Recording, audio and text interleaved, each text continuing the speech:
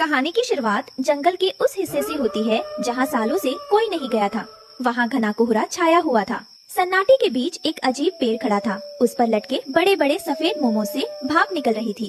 एक छोटी अनजान चिड़िया रास्ता भटकते हुए वहाँ आ पहुँची। उसे बहुत जोर की भूख लगी थी।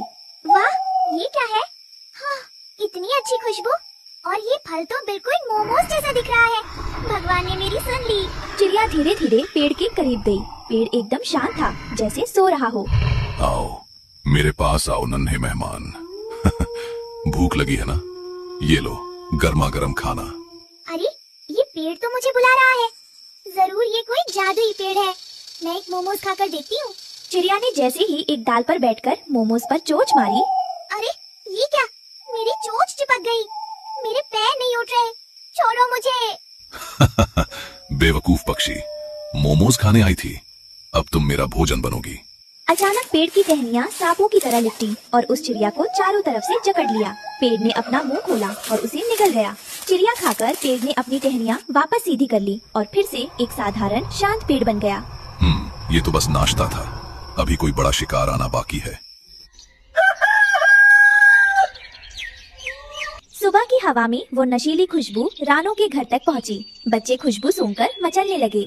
माँ, ये कैसी खुशबू है? ऐसा लग रहा है कहीं दावत चल रही है। हमें वहाँ जाना चाहिए। नहीं मेरी प्यारी बेटी, रुक जाओ। अपनी चोंच को इस खुशबू से फेर लो। ये महक सामान्य नहीं है। ध्यान से देखो, ये जंगल के उस घने और अभिशप्त कोने से आ रही है जहाँ सालों से सूरज की एक किरण तक नहीं पहुँची। प्रकृति का नियम है कि मीठे फलों के लिए हमें कड़ी मेहनत करनी पड़ती है, पर ये खुशबू तो खुद चलकर हमें बुला रही है। याद रखना बच्चों, बिना मेहनत के मिलने वाली अत्यधिक स्वादिष्ट चीज अक्सर एक जहरीला जाल होती है। हम अपनी मेहनत का ही दाना चुगेंगे, उस अंधेरे की ओर कदम भी नहीं रखेंगे। रानो चिड़िया अपनी चोंच में एक पत्तों से बनी बाल्टी दबाए नदी किनारे पानी भरने आई थी। तभी वहाँ कालू कौवा हवा में जोर जोर से नाक सिकोड़ते हुए उतरा। वो उस नशीली खुशबू से एकदम पागल हो रहा था। अरे रानो बहन, क्या आपने सूंघा? उफ, क्या लाजवाब खुशबू है। ऐसा लग रहा है जैसे जंगल में किसी ने शाही दावत का इंतजाम किया है। मेरे मुंह में तो पानी आ रहा है। हाँ कालू भैया, खुशबू तो मुझे भी आ रही है, लेकिन ध्यान दीजिए, ये खुशबू जंगल के उस अंधेरे कोने से आ रही है जहाँ सूरज की रोशनी भी नहीं जाती। मुझे ये किसी खतरे की घंटी लग रही है। अरे रानो, आप हमेशा डरी सहमी रहती हैं। खतरा नहीं, ये तो मोमोज की खुशबू है। पक्का भगवान ने हम जैसे भूखे पक्षियों के लिए कोई चमत्कार किया है। कालू भैया, मेरी बात मानिए। जंगल में बिना मेहनत के इतना स्वादिष्ट खाना मुफ्त में नहीं मिलता। ये कोई जाल भी हो सकता है। कृपया वहाँ मत जाइए। आप अपनी नसीहत अपने पास रखिए रानो बहन। आप यहाँ नदी का फीका पानी पीजिए। मैं तो चला भोजन खोजने। कालू कौवा भोजन की तलाश में उड़ रहा था। तभी उसकी नाक में वो खुशबू गई। उसका लालच जाग उठा। आहा, ये तो शाही मोमोज की खुशबू है। रानो तो डरपोक है, मैं तो आज पेट भर के खाऊंगा। कालू उस रहस्यमय पेड़ के पास पहुंचा। पेड़ बहुत सुंदर लग रहा था, लेकिन जमीन पर अजीब सी शांति थी। वहाँ कुछ पुराने पंख और हड्डियाँ पड़ी थी, जिन पर कालू ने ध्यान नहीं दिया। वाह, कितने बड़े मोमोज हैं और एकदम गर्मा गर्म। भगवान ने आज मेरी सुन ली। कालू एक डाल पर बैठ गया। उसके सामने एक बड़ा मोमोज लटक रहा था। जैसे ही उसने मोमोज खाने के लिए चोंच मारी, एक अजीब घटना हुई। कालू की चोंच मोमोज से चिपक गई। वह मोमोज आटा नहीं, बल्कि एक बहुत ही मजबूत गोंद था। मेरी चोंच नहीं खुल रही। तभी पेड़ अचानक जिंदा हो गया। उसकी टहनियाँ सांप की तरह हिलने लगी और कालू के पैरों को लपेटने लगी। यह एक मांसाहारी पेड़ था जो पक्षियों को फंसाता था। एक और मूर्ख पक्षी, लालच ही मेरा भोजन है। अब तुम मेरे नाश्ते बनोगे। बचाओ, कोई मुझे बचाओ, मैं मरना नहीं चाहता।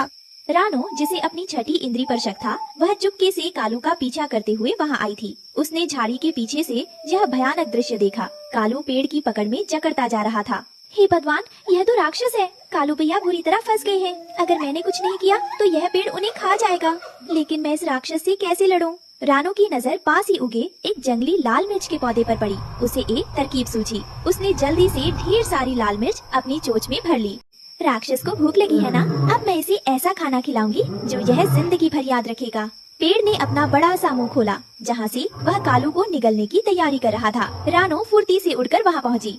ए दुष्ट राक्षस, अपनी आँखें और मुंह खोल, मैं तेरे लिए असल दावत लाई हूँ। कालू भैया घबराइए मत, अपनी आँखें कसकर बंद कर लीजिए और जैसे ही पकड़ ढीली हो अपनी पूरी ताकत से पंख फड़फड़ाइएगा। लो राक्षस, ये रही तुम्हारी शाही मिर्च। रानू ने अपनी चोंच में भरी सारी लाल मिर्च का पाउडर और बीज पेड़ के खुले हुए मुंह और उसकी आंखों में डाल दिया। मिर्च लगते ही पेड़ तरफ उठा, उसे जोर जोर से छींकें आने लगी और जलन होने लगी।